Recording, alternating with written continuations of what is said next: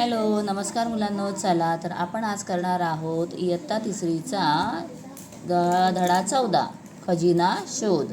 खजिना म्हणजे काय असतं? एखादी वस्तू जी आपल्याला मिळते, ज्याच्यामध्ये सोनं चांदी खूप काही असतं, त्याला म्हणतात खजिना.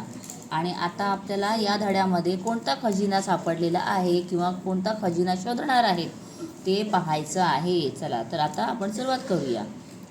कालचा दिवस फारच मजेत गेला. काल शाळेत खजिना शोधाचा खेळ झाला. तर शाळेमध्ये काय झाला? खजिना शोधाचा खेळ झालेला आहे. त्यामध्ये एखादी वस्तू बाई कुठेतरी लपवतात. ती वस्तू कुठे लपवली आहे याची माहिती वेगवेगळ्या चिठ्ठ्यांमध्ये लिहून त्या चिठ्ठ्या कुठे कुठे लपवून ठेवतात. मग आपण एक एक चिठ्ठी हुडकत जायचे म्हणजे शोधत जायचं. अन म्हणजे आणि खजिना शोधायचा. आणि काय करायचं? मग त्या चिठ्ठ्यांमध्ये लिहिलेली माहिती या पिक्चरमध्ये बघा, इथे दिलेलं आहे. ती मुलगी काहीतरी असं एक कागद बघते आणि त्याच्यामध्ये वाचते. म्हणजे तिला काही चिठ्ठी सापडलेली आहे आणि ती त्याच्यामध्ये कदाचित खजिना कुठे आहे त्याच्याबद्दलचं काय लिहून दिलेलं आहे ते वाचत आहे. तर काल वर्गात आल्या आल्या बाई म्हणाल्या, 6 जणांचे 2 गट अन 7 जणांचे 2 गट करा. आता असे 2 गट करायला सांगितले. एकामध्ये 6 जणांचा 2 गट आणि 7 जणांचे 2 गट. मग त्यांनी खजिना शोधाचे नियम समजावून सांगितले.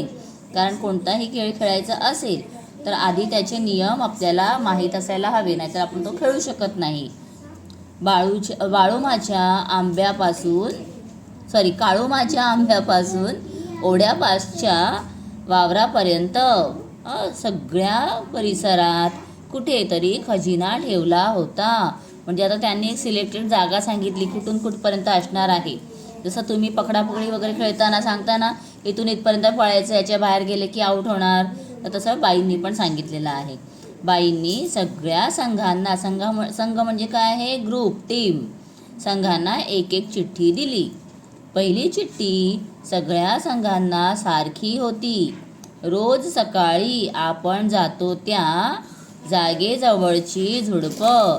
तर आता कुठे जातात ती झुडपं? त्याच्यामध्ये लिहिलेलं होतं. म्हणजे कुठे?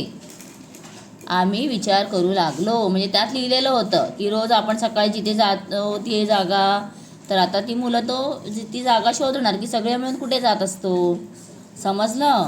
म्हणून चिंगी पळत संडास जवळ गेली आणि तिथल्या झुडपातली चिठ्ठी वाचून धावत परत आली. तर बघा आता सगळे सकाळी कुठे जातात, तर तिने जाऊन तिथून आणलेली आहे चिठ्ठी. वाचलेली चिठ्ठी परत तिथंच ठेवायची. हा खेळाचा एक नियम होता.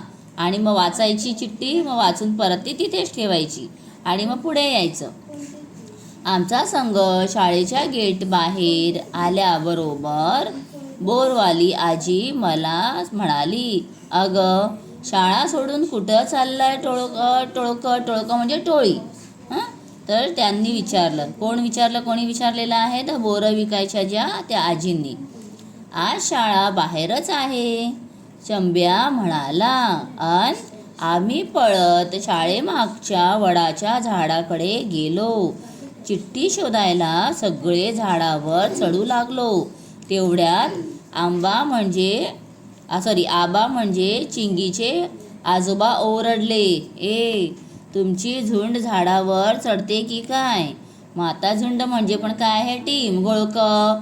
आता बघा किती आपल्याला समानार्थी शब्द मिळत आहेत. पुढची चिठ्ठी वडाच्या झाडाच्या डोलीत अगदी हाताच्या अंतरावर होती. डोली म्हणजे काय? त्याला एखादा खड्डा असतो ना, तिथे. त्यामुळे फार चढावं लागलं नाही. चिठ्ठी वाचून आमची पलटण म्हणजे पण काय? परत टीम निघाली परत शाळेत. मग आता चिठ्ठी घेऊन सगळे कुठे निघाले? शाळेत. खिचडीच्या खोलीत. आता त्यांनी परत चिठ्ठीवर पाहिलं आणि ते खिचडीच्या खोलीत निघाले. तांदळाच्या पोत्यामागची चिठ्ठी आम्ही वाचत होतो तेव्हा एक संघ संडासजवळच्या झुडपांकडे चालला होता. म्हणजे त्यांना इतक्या उशिरा कळलं. म्हणजे बघा, वेगवेगळी टीम आहेत ना, तर कोणत्या टीमला आधी कळलं कोणत्या टीमला नंतर कळलं असं चाललेलं आहे. चिठ्ठी वाचून आम्ही वरांड्यातून निघालो. वरांडा म्हणजे घराबाहेरची जी जागा असते तशी शाळेच्या बाहेरची जागा. मग समोर केंद्र प्रमुख दिसले. बालचमू खुशीत दिसतोय. बालचमू म्हणजे काय? मुलांचा ग्रुप. हा काय दिसतोय? खुशीत दिसतोय. खुशीत म्हणजे आनंदात.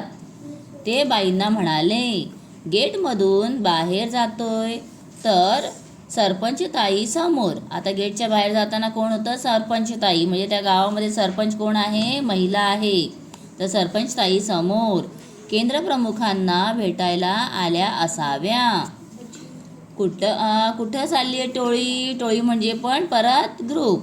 त्यांनी विचारलं. म्हणून बघा ह्या सगळ्या शब्दांना काय केलेलं आहे? त्यांनी डार्क करून दिलेलं आहे थोडं.